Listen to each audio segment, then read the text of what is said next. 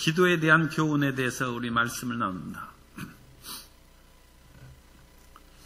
요즘에 사람이 어디를 가도 쓸 수 있는 것이 이제 카드입니다. 그래서 우리나라 카드를 가지고 미국에 가서 쓸 수 있고 동남아에 가서 쓸 수 있고 그렇게 해서 유용하게 물질적인 그런 문제를 해결해 나갈 수 있습니다.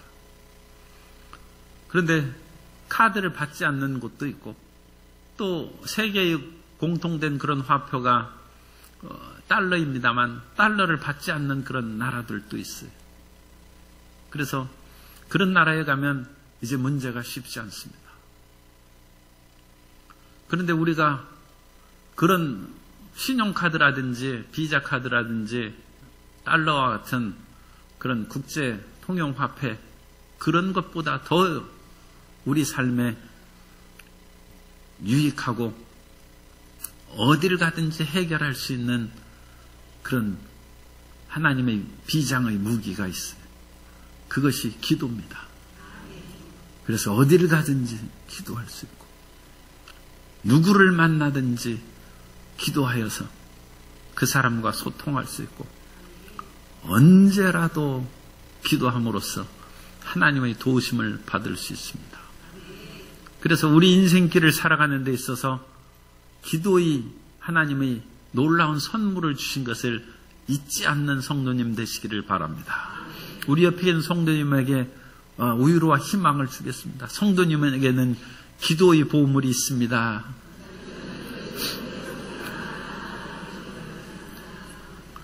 그래서 첫 번째 이 불의한 재판관에 대한 비유를 하고 있습니다. 그래서 이 불의한 재판관의 비유는 기도에 대한 우리의 태도를 이제 가르치는 것이죠. 이 불의한 재판관은 그 한밤중에 떡 3덩이를 빌리러 온 그 친구의 그런 그 기도와 더불어 간청을 통한 응답에 대한 아주 그 대표적인 그런 본문입니다. 사람이 어떤 사람에게 무엇을 요구할 때 금방 쉽게 들어줄 수도 있고 응답을 받을 수도 있어요. 그러나 그렇지 않은 경우가 많이 있습니다. 그럴 때 사람들은 포기하고 뒤로 물러가고 요즘에는 너무 쉽게 포기하는 사람들이 많아요. 그리고 포기를 해서 물러가면 되는데 분노하고 해꾸질을 하는 거예요. 오늘 그러면 결국은 인생 끝내지 않는 얘기죠. 그 사람도 피해를 당하고 자기 인생도 파멸되는 것이죠. 인내심이 참 부족한 그런 시대가 됐어요. 그런데 끝까지 간청하는 것은 상대방을 그렇게 해꾸질하는가 해롭게 하는 것이 아니고 자기 자신도 물러서지도 않고 서로 간에 팽팽한 줄다리를 하면서 인내하고 결국은 협력하고 어떤 일을 성취해 나가는 것입니다. 자기 친구가 있는데 그 친구가 편할 때는 얘기를 들어주지만 자기가 불리하면 그것을 잘 들어주지 않습니다. 자기가 어렵고 그야말로 손해를 보면서까지 친구의 부탁을 들어준 친구는 일생에 몇 명 안 됩니다. 그런 친구가 한 명만 있어도 그 사람은 사실은 행복한 것이고 그런 사람을 한 명 찾기도 사실은 어려워요. 보통은 이해관계에 의해서 그냥 서로 어울려서 지내는 것이 일반적인 친구입니다. 자기 친구를 위하여 목숨을 버리는 사람이 어찌 흔히 있겠습니까? 그러니까 이 밤에 떡 3덩이를 달라고 그러는데 지금 내 발 씻고 자는데 귀찮다는데 그거 주면 되지 그거. 그런데 사람들은 자기 그런 삶의 그런 조건에 맞을 때 어울리지 그것이 안 맞으면 도움을 안 주는 거예요. 그런데 이 친구는 자기를 찾아온 그 여행객 그 친구를 정말로 자기 체면을 불구하고 도와주고 사랑하는 마음이 충만합니다. 그러니까 그 간청하는 사람은 떡 3덩이를 내가 얻기까지는 못 간다는 거예요. 왜냐하면 내 친구의 굶는 것을 난 볼 수 없다. 내 집에 왔는데 내 집에서 나는 지금 저녁을 먹고 자니까 상관없죠. 그렇지만 그 친구는 그 먼 여행에서 왔는데 어찌 굶겨서 내 집에서 재울 수 있느냐. 못 돌아간다는 것입니다. 그 간청함을 인하여 벗됨을 인하여서가 아니라 간청함을 인하여 준다. 그게 기도의 가르침. 기도를 얼마나 끈질게 해야 되는지 예수님께서 우리에게 교훈하신 것입니다. 불의한 재판장에 대한 얘기도 마찬가지입니다. 이 불의한 재판장은 하나님을 두려워하지 않아요. 그러니까 하나님으로 우리가 위협해도 아무 소용없어요. 또한 사람을 무시하는 거예요. 이 사람은 돈도 있고 권력도 있으니까 사람은 별로 보이지 않아요. 그야말로 갑질하는 대표적인 전형적 인물이 불의한 재판관이에요. 그런데 요즘에 갑질하는 사람들은 이렇게 자세히 제가 안 봤습니다만 뉴스에 나오는 그런 것을 보니까 좀 이상한 것 같아요. 그것은 그냥 갑질하는 그런 것이 아니라 이 온전한 그런 그 심신 상태로 하는 그런 것이 아닌 것 같아요. 세상이 참 어지러운 것이 됐어요. 그래서 인간의 정상적인 그런 상태에서 나오는 그런 모습들이 아닙니다. 세상이 지금 현대가 굉장히 어지러운 세상이 됐다는 것을 우리가 기억하고 우리 스스로도 그런 거에 정신적인 그런 어려움에 빠지지 않도록 정신을 차리고 기도해야 될 뿐만 아니라 우리가 그런 일을 당할 때 상대방을 잘 파악해야 돼. 상대방이 그런 상태에 있는 사람이면 피해야 돼. 그래야지 그 사람 고치려고 했다고 하는 그 올바르지 않은데 큰 문제가 생길 수 있어요. 정상적인 사람한테는 대화가 되고 서로 간의 훈계와 그런 것이 되는 것이죠. 그런데 그렇지 않은 상태에서는 정상적인 훈계와 대화가 되지 않는 것입니다. 분별력이 있고 항상 깨어있는 성도 여러분 되시기를 바랍니다. 이 불의한 재판관은 그런데 정신은 이 사람은 정상적인 거예요. 그런데 권력도 있고 돈도 있으니까 교만한 사람. 그런데 이 불의한 재판관 앞에 과부가 나의 원한을 풀어달라고 가서 사장하는데 이 재판관을 끊임없이 찾아가는 거예요. 돈을 들고 찾아가야 되는데 돈이 없어요. 그러니까 그냥 가는 거예요. 에르코마이라는 단어를 쓰는데 자주 가다는 그런 미완료 형태를 씁니다. 끊임없이 반복. 아직 끝나지 않아요. 3번 갔으면 됐지. 그게 아니에요. 계속 완료가 안 된 상태의 그런 진행형으로 이 단어를 쓰고 있어요. 계속. 그래서 자주라는 단어는 원래 없습니다. 우리 성경에 자주 그에게 갔다고 자주라는 단어를 일부러 넣은 거예요. 그렇게 자주 기도해요. 자주 찾아가야 돼요. 그래서 이 불의한 재판관이 이 과부를 통해서 자기가 무슨 이익이나 어떤 혜택을 받을 것이 하나도 없어요. 그래서 그 송사 문제를 해결해줘도 자기에게 돌아오는 것이 없어요. 그런데도 불구하고 이 불의한 재판관이 과부의 원한을 풀어주리라고 결심하는 거예요. 왜 결심하느냐? 귀찮아서 못 살겠다. 나를 찾아와서 끊임없이 번거롭게 하니 내가 그 소원을 들어주고 원한을 풀어준다는 것입니다. 기도할 때 뒤로 물러가면 안 됩니다. 끈질기게 기도합니다. 주님께서 이 불의한 재판관의 비유를 들은 것은 우리가 하나님 앞에 기도할 때 하나님은 의로운 재판관이시고 인자와 긍휼이 풍성하신 하나님이십니다. 그럼에도 불구하고 하나님이 인자하신데 그리고 하나님은 전능하신데 내 기도를 어찌 안 들었겠는가? 내 기도가 몇 번 했는데 안 들어주신 거 보니까 응답을 안 하실 작정인가 보다. 그런 식으로 포기하지 말라는 거예요. 불의한 재판관에게 하듯이 그렇게 나가라는 거예요. 왜냐하면 이 세상은 기도 영적 전쟁터입니다. 그래서 이 기도하는 것은 전쟁을 하는 거예요. 전쟁을. 야곱이 야복강 나루터에서 천사와 씨름을 하지 않습니까? 자기 자신의 욕심과 자기 중심으로 살아가는 그 마음을 하나님께서 내려놓으라고 하고 야곱은 나는 내 마음대로 살겠습니다. 그것으로 씨름하는 자기의 지혜와 자기의 수단과 방법으로 살겠다는 야곱과 다른 사람을 가족을 사랑하고 형에게 용서를 구하고 낮아지고 희생의 삶을 살라는 하나님의 말씀이 그 마음 가운데 씨름을 하는 거예요. 기도하면서 씨름하는 거예요. 예수님께서 겟세마네 동산에서 기도하면서 피땀을 흘립니다. 이 죄악의 잔을 내게서 옮기시옵소서.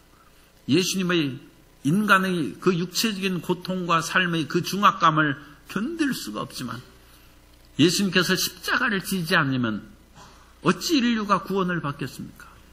그 안에서의 기도의 갈등으로 인하여 몸에서 떨어지는 기도를 해서 땀이 나야죠. 물론 사람마다 체질이 달라가지고 기도 안 해도 땀부터 나는 사람이 있어요. 그런데 어떤 사람은 한만 해도 땀 안 나는 그런 체질이 있어요. 그러니까 이 사람마다 좀 차이가 있어요. 그러나 어쨌든 심령에 땀이 흘러요. 심령에 마음 하나님 앞에 부르짖고 온 마음이 하나님 앞에 뒤틀리고 부르짖는 그런 고통으로 인하여 피땀을 흘리는 하나님이 들으신다. 기도가 영적 전쟁인 것이 다니엘서에 분명하게 나옵니다. 다니엘의 기도가 이미 하나님께서 첫날에 이미 응답되었어요. 그런데 그 응답, 그것은 하나님께서 어찌됐든지 그러면 금방 일을 이루어 주시겠지. 그렇게 우리는 단순하게 생각하는데 영적인 그런 세계에 있어서도 그게 그렇게 간단하지 않습니다. 우리가 아는 쉽게 비유로 이제 영적인 그 사실을 얘기한 거예요. 그래서 하나님의 응답을 천사가 이제 가지고 오는 거예요. 가지고 오는데 공중의 권세 잡은 흑암의 세력들이 못 가게 막은 거예요. 그래서 바사국 군이 막음으로 바사 지역을 지역을 관할하는 그 흑암의 세력하고 대치를 해서 못 가고 있는 거예요. 거기에서. 그런데 응답을 가져온 천사가 다니엘에게 이를 수 있도록 하는 그 길이 무엇입니까? 끝까지 기도하는 거예요. 그 다니엘이 21일을 기도했다. 첫날에 응답됐지만 그 응답의 천사가 바사국군의 진영을 뚫고 다니엘에게 이르는 데까지는 21일을 피땀 흘린 기도를 하니까 미가엘의 천사장, 그건 군대 장관입니다. 천사장이 와서 바사국군의 진을 깨뜨려 버리니까 기도 응답이 임했다. 기도는 영적 전쟁이에요. 그러므로 우리의 기도를 하나님이 어찌 모르십니까? 우리가 구하기 전에 있어야 될 것을 하나님께서 아신다고 했습니다. 그럼에도 불구하고 우리가 실질적인 응답을 우리 손으로 붙잡을 때까지는 끝까지 기도해야 돼요. 기도에 물러서지 않는 용사가 되시기를 바랍니다. 그래서 이 기도가 이와 같이 열심히 기도를 하는 것이 중요한데 기도가 자칫 자기중심의 기도가 되기 쉬워요. 이 기도를 하는 것은 사실 우리의 그 하나님 나라와 의를 위하여 그렇게 피땀 흘려서 기도하는 것은 예수님의 기도고 우리는 우리 일용할 양식을 위해서 문제 해결을 위해서 질병 치료를 위해서 기도하는 것이죠. 그러니까 자칫 기도가 자기중심의 기도가 될 수 있어요. 그런데 예수님께서는 이 불의한 재판장의 기도의 비유를 통해서 예수님의 재림을 사모하도록 믿음을 가지라고 이것을 전환합니다. 이 기도의 그 전환이 있어야 돼요. 기도가 내 중심으로 기도가 머무르면 그 사람은 기도 응답 많이 받아도 그건 자기 것밖에 없어요. 하나님을 위해서 하는 것이 아니죠. 예수님께서는 이 불의한 재판관이 말한 것을 들으라고 말하면서 밤낮 부르짖는 자의 기도를 주님께서 어찌 들어주시지 않겠느냐? 오래 참으시겠느냐? 속히 그 원한을 풀어주시리라. 그러나 인자가 올 때 세상에서 믿음을 보겠느냐 하시니라. 예수님께서 이 땅에 다시 오실 때 그만큼 이 불의한 재판관에게 원한 맺힌 것을 풀어달라고 끈질기게 간구하는 과부처럼 끈질기게 예수님을 기다리고 사랑하는 사람이 과연 세상에 얼마나 있겠느냐. 오늘날 현대를 보면 그런 일들이 더 많이 있어요. 오늘날은 너무나 조급한 세상이 됐어요. 그래서 쉽게 무슨 일을 이루지 않으면 포기해버리고 쉽게 그 모든 일을 허락해 주지 않으면 화를 내고 분노하고 그러니까 원수 갚는 것이 내게 있으니 내가 갚으리라고 성경에 말씀했는데 하나님이 원수 갚을 때까지 내 못 기다려 있나. 그래서 내가 가서 그냥 해야 돼, 일을. 그래가지고 이혼한 전처의 그런 가게를 차로 그냥 들이받고 그냥 부숴버리는 거예요. 자기 인생 끝나는 것이죠. 그래가지고 그 마음에 혹시 뭐 원통한 것이 있다 할지라도 그렇게 해서 풀리겠어요. 사람이, 현대는 이 조급증 병에 걸려 있어요. 그래서 그냥 자기 눈앞에서 속전속결로 모든 것이 해결되기를 그렇게 바라는데, 그건 조급증 병입니다. 조급증 병을 치료해야 돼요. 아무리 우리에게 잘못한 사람이 있다 할지라도 그 사람도 시간을 좀 두고 변화되고 회개할 기회가 있어야 돼요. 우리에게 죄 졌다고 그 사람 인생 끝나고 지옥 가면 되겠습니까? 우리한테 분명히 잘못은 했죠. 그렇다고 해서 멸망받으면 되겠어요? 뭔가 돌이켜야죠. 그러려면 좀 시간을 줘야죠. 사람의 마음이 그렇게 어찌 쉽게 변합니까? 그러니까 그 사람이 변할 수 있도록 삶의 우여곡절을 겪어야죠. 그러려면 1년도 가고 2년도 가고 한 10년도 가고 그래. 그러나 10년 지나서 그냥 돌아와서 다시 행복하게 살면 또 된 거 아니에요? 하나님께 맡기시기 바랍니다. 예수님이 오신다고 했는데 2000년이 지났어요. 이제 예수님 오시는 거 기다리는 사람들이 별로 없어요. 왜 말씀이 맞죠? 인자가 올 때 세상에서 믿음을 보겠느냐. 옛날에 손양원 목사님 찬양을 보면 먼 하늘 이상한 구름만 떠도, 예수님께서 구름 타고 오신다고 했으니까 황야나 예수님 오시는가 해가지고 뛰쳐나가보고 그러는데, 그런 사모하는 마음이 사라지고 우리는 현실주의자가 되어가고 있습니다. 그래서 눈앞에 보이는 어떤 축복, 또 눈앞에 보이는 그런 어떤 그 안 좋은 일에 대한 심판, 그런 것으로 속전속결로 해결하려고 하는데, 믿음은 오래 참는 것입니다. 오래 견디고 인내하고 하나님의 정의가 반드시 승리할 것을 믿고, 또 우리 간절한 기도가 오래돼도 하나님께서 응답해 주실 것을 믿고, 다른 사람에게도 여유와 시간의 그런 기회를 주고, 그런 여유 있는 성도님들이 되시기 바랍니다. 현대인의 조급증에 너무 그렇게 같이 편승해서 빨려 들어가면 안 돼. 그리고 그 현대인들은 끊임없이 그 조급증을 유발시키는 그런 일들이 있어요. 주식도 그렇게 하루가 뭐 1시간 빨리 그거 파느냐 안 파느냐에 따라서 돈이 그야말로 손해가 크고 적고 하니까 이 사람들이 조급증에 걸려요. 그리고 절대 그렇게 급작스럽게 갑작세일에 마음을 뺏기면 안 돼요. 1분 남았습니다 해가지고 사람을 조급증에 불어넣고 그래가지고 그거 산 후에 후회하고, 그리고 1분 남았습니다 해서 사서 또 돈을 이익을 볼 수도 있어요. 그런데 그것으로 인하여 이익을 본 사람은 다음에 1분이라는 그 조급증에 큰 손해를 볼 수 있어요. 왜냐하면 그 속에 이미 맛을 들고 길들여져 가지고 속아 넘어가는 거예요. 왜 거대한 상술이죠. 처음에는 이익을 주었다가 나중에 이 조급증에 이제 병이 걸렸어요. 뭐든지 이제 조급하게 하니까 그냥 그 낚시에 항상 걸려가지고 엄청나게 피해를 보고 손해를 볼 수 있어요. 그리고 우리 크리스찬들은 느긋해야 돼요.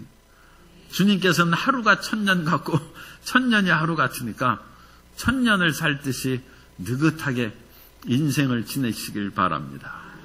그리고 끈질기게 기도해서 하나님께 내가 하루아침에 당장 응답을 받지 못한다 할지라도 반드시 나의 기도를 들어주신다는 그런 믿음으로 전진해 나아가게 되시기를 바랍니다.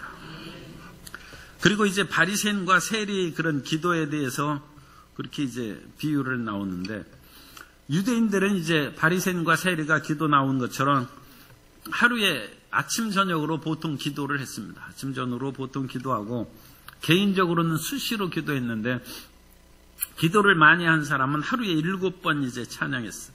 시편 119편 164절에 보면 주의 의로운 규례들로 말미암아 내가 하루 7번씩 주를 찬양하나이다. 그래서 7번 기도할 수 있다. 그리고 기도하는 자세는 이제 무릎을 꿇고 기도할 수도 있고 엎드려서 이렇게 기도하기도 하고 서서 기도하기도 합니다. 기도하는 자세는 상당히 이제 자유롭게 그렇게 할 수 있어요. 그런데 이스라엘 백성들은 서서 주로 손을 들고 이렇게 기도를 많이 합니다. 그리고 이스라엘 사람들은 우리처럼 통성기도를 그렇게 했어요. 통성기도. 오늘날에도 통곡의 벽에서는 통성기도를 합니다. 그리고 그 마가의 다락방에 가면 우리가 통성기도 하는데 이제 마가의 다락방도 통성기도를 못하도록 그렇게 자꾸 제지하고 그래가지고 그렇게 별로 그런 것은 잘하는 것 같지는 않은데 그런데 그 위에 가면 다윗의 무덤이 있어요. 그 다윗의 관이 거기에 있는데 그건 이제 물론 실제 묘는 아닙니다. 그런데 거기에서 유대인이 큰 소리로 부르짖으면서 기도해요. 그런 열렬한 기도를 들으면서 제가 참 감동을 받았어요. 유대인도 우리 한국의 그 통성기도를 배웠구나. 그런데 사실은 유대인들이 그렇게 옛날부터 기도했다면 그 기도의 방법이 기독교에 이제 들어와서 이제 결국 한국까지 전래된 것이겠죠. 다른 우리가 거기에 구경하고 있고 사진 찍는데도 아랑곳하지 아니하고 그 다윗의 그런 관을 붙잡고 통곡하면서 기도합니다. 한나가 기도를 했는데 그 한나도 그 통곡하며 부르짖어 기도한 것이. 그러다가 너무 기도하니까 이제 기운이 진해서 입술만 움직이고 소리가 안 나와요. 그러니까 엘리 제사장이 이렇게 보니까 아이 뭔가 이렇게 기도하는 것 같은데 입술을 움직이고 소리가 안 나요. 그러니까 취한 줄로 생각했답니다. 그러니까 통상적으로는 이 엘리 제사장이 보기에 사람들이 거기 와서 소리 내어서 기도하는 것이 일반적이었다는 것이죠. 그런데 이 소리를 안 내고 그냥 거기 앉아 있으니까 이거 취해서 졸고 있나 그런 식으로 오해하고 그 엘리가 제사장이 얘기하니까 나는 취한 사람이 아니고 마음이 슬픈 여자라네. 그래서 내가 주님 앞에 심령을 동한 것뿐이오니 나를 악한 여자로 여기지 말라. 그러자 엘리가 내 마음의 소원을 주님께서 응답하시기를 원한다. 그래서 사무엘을 이제 낳는 것이죠. 그러니까 이 소리내서 기도하는 소리내서 우리가 기도하는 것을 자연스럽게 하고 또 소리내어 기도할 때 다른 사람 기도가 들리긴 하지만 너무 들으려고 하지 말아요. 자기 기도나 열심히 하고. 그런데 예수님께서도 기도를 들으셨어요. 그죠? 이 바리새인들도 큰 소리로 기도하는 거 여기 나오잖아요. 서서 기도하여 이르되 하나님이여 나는 다른 사람들 곧 토색 불의 간음을 하는 자들과 같지 아니하고 이 세리와도 같지 아니함을 감사하나이다. 그리고 세리의 기도도 나와요. 세리는 멀리 서서 감히 눈을 들어 하늘을 쳐다보지도 못하고 다만 가슴을 치며 이르되 하나님이여 불쌍히 여기소서 나는 죄인으로소이다 하였느니라. 기도가 들리는 것이죠. 그러니까 통성기도하고 자기 기도가 들리는 거에 대해서도 개념 다른 사람에게 크게 상관할 필요 없어요. 그런 거에 대해서 개념할 필요가 없습니다. 그런데 이제 다른 사람의 은밀한 일을 큰 소리로 그렇게 누설하는 기도하는 것은 그런 건 이제 하지 말아야죠. 그죠? 그래서 사실은 그 통성기도 할 때 자기 죄에 대해서도 그렇게 다 큰 소리로 기도했어요. 다른 사람이 그 사람 죄 짓는 거 뻔히 듣는 거예요. 이웃집 닭 훔쳐 어쩐지 닭이 한 마리 없어졌더니 저 사람이 훔쳐먹었구나. 다 듣는 거예요. 그리고 그게 철저한 회개가 되어서 닭값 물어주고 가서 내가 들으니까 닭 먹었다는데 우리 집 닭이냐고 이제 물어보면 사실이 그렇다. 그럼 이제 용서를 빌고 변상을 해야죠. 그러니까 다시는 그 죄를 짓지 않는다. 그런데 그것을 소리내지 않고 은밀하게 함으로 하나님 앞에는 용서받았다고 사람들 앞에서는 여전히 죄를 짓는.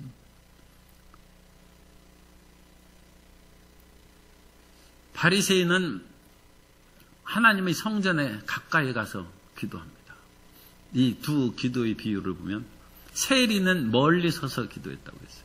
이스라엘이 그 성전이 이렇게 있으면 성전 안으로 들어가면 여인의 뜰이 있습니다. 여인의 뜰이라는 것은 이스라엘이 남녀가 다 들어갈 수 있어요. 그러니까 여자도 들어가고 남자도 그 여인의 뜰입니다.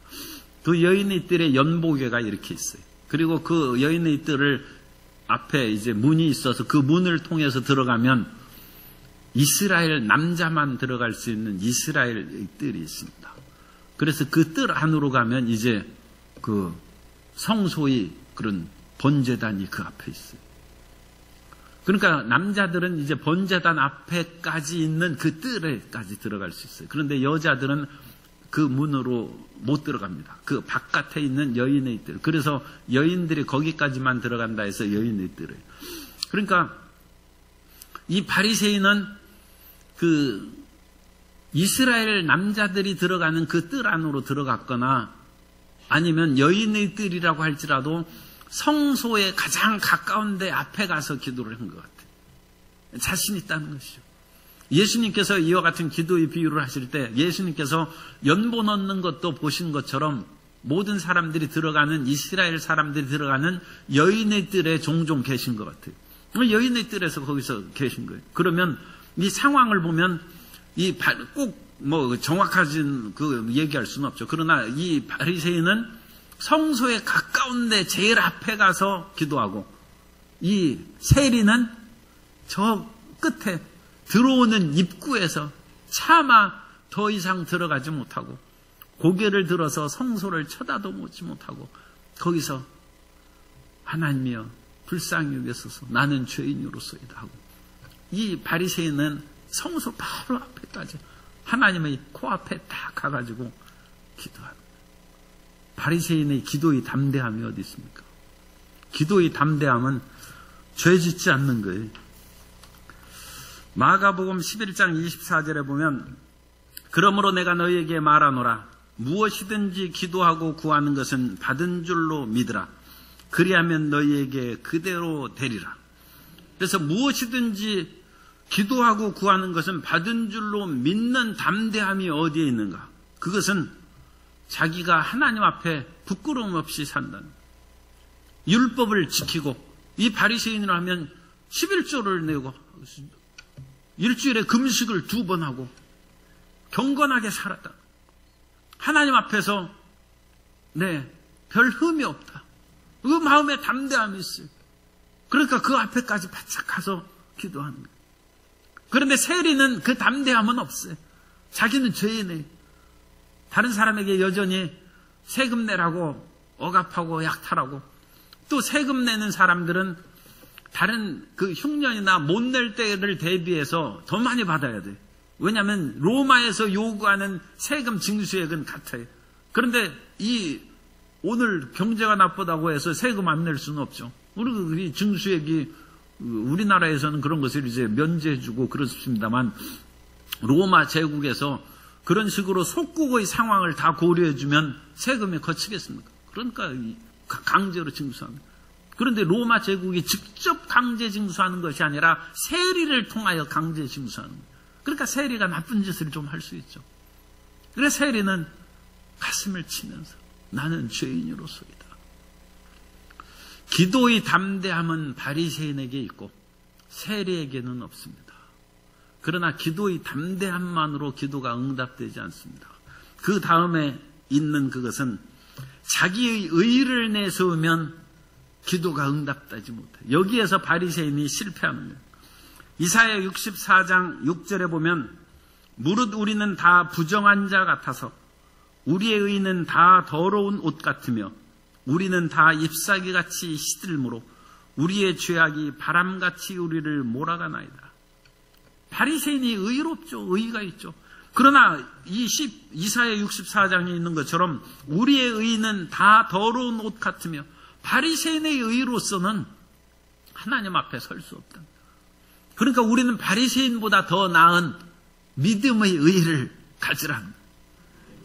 대속의 믿음을 갖고 그리스도의 공로를 의지하여 나아가는 것이죠. 그러니까 우리가 이 세상에서 경건하고 계명을 지키는 삶을 사는 것은 나쁜 것이 아닙니다. 그건 믿음의 담대함이 있어요. 그런데 그것을 주장함으로써 하나님께 주님, 제가 이렇게 살았으니까 하나님 반드시 응답을 주셔야죠. 그런 식으로는 우리가 나설 수 없다. 우리의 의는 더러운 옷 같다는 것입니다. 하나님이 보시기에는 부족하고 부끄러운 것이다. 더군다나 이 바리새인은 자기만 기도하지 않고 이 세리와도 같지 아니함을 감사하나이다. 다른 사람하고 비교해서 감사하는 것은 이게 올바르지 못해. 사람이 그 얼굴이 이쁜 사람도 있지만 그 부모님이 만들어줘서 그런 거예요. 자기가 만들어서 성형해서 이쁜 사람은 예외로 하고 자기 실력이 아니에요. 자기가 키가 크다. 자기가 키 크게 만들었습니까? 오늘날 뭐 성장판을 어떻게 자극해서 키 크게 만드는 그 사람은 예외예요. 그런데 우리는 대부분 자기 상관없이 그렇게 키가 크고 작고, 어떤 사람이 공부를 잘하고 그야말로 세계 유스 대학에서 유학해서 공부했어요. 집안이 좋아서 그런 거예요. 자기 잘나서 그런 것이 아니고 대부분은 그런 여건으로 이렇게 만들어져서 나가서 그런 것이지 그런 것이 아닙니다. 그러므로 이 세상에서 자기 외적인 학벌이라든지 재산이라든지 권력이라든지 그런 것들이 사실은 자기 스스로 노력으로 얻은 그런 사람은 적고 대부분은 부모나 그 환경에서 그런 식으로 주어진 것입니다. 훌륭한 어떤 선생을 만나고 좋은 여건을 만나서 그렇게 된 것입니다. 그런 일을 하지 여건을 못 만난 사람은 그렇게 못 배우고 가난하고 힘들고 어렵게 사는 거예요. 그러니까 그 사람을 무시하면 안 되죠. 그 사람이 게으르고 나쁜 그런 짓을 해서 그런 식으로 됐다면야 자기 나쁜 것으로 인하여 자기가 당연히 그런 비난을 받을 수 있지만 그렇지 않은 사람도 많이 있어요. 그런 여건이 되지 못해서 힘들고 어려운 그런 삶을 사는 사람이 많은데 이 세리가 어찌다가 그런 세리가 됐어요. 바리새인은 대개 아버지가 바리새인입니다. 그래서 바리새인이 됐어요. 어릴 때부터 바리새인은 자식들에게 성경에 꿀을 발라서 성경을 읽게 하고 그래서 성경을 외우게 합니다. 세리는 그런 식으로 못 자랐어요. 집이 가난해서 성경을 알지도 못하고 자기는 어려서부터 성경을 외우고 살았어요. 그렇다고 해서 그 바리새인이 세리를 무시하고 이 세리와 같지 않음을 감사하나이다. 그렇게 해서는 안 된다. 자기 의의를 내세워도 안 되고 남을 무시해서도 안 된다. 하나님이 모든 것을 아심에 하나님이 판단하실 것이고 자기 스스로 지금 저 사람은 죄인이죠. 세리가 죄인이죠. 자기 스스로는 판단할 능력이 없어요. 저 사람이 어쩌다가 세리가 됐는지 스스로 판단하면 안 돼요. 그래서 하나님께서는 자기 의의에 빠지고 남을 멸시하는 바리새인의 기도를 비록 그 사람은 11조도 내고 금식도 하고 의롭게 살아가지만 안 들으셨다는 것입니다. 그런데 이 세리는 죄인에 나쁜 짓 하고 세금 뺏고 그래요. 그런데 주님, 제가 어떻게 해서 이런 삶을 살아가는지 제가 생각해도 기가 막힙니다. 하나님이여 다만 나를 불쌍히 여기소서. 하나님이 그 세리의 기도를 들으셨다. 세리를 오히려 의롭다 여기셨다는 것입니다. 그건 하나님께서는 긍휼을 통해서 우리의 기도를 들으시기 때문입니다. 시편 51편 17절에 보면 하나님께서 구하시는 제사는 상한 심령이라 하나님이여 상하고 통회하는 마음을 주께서 멸시하지 아니하시리라.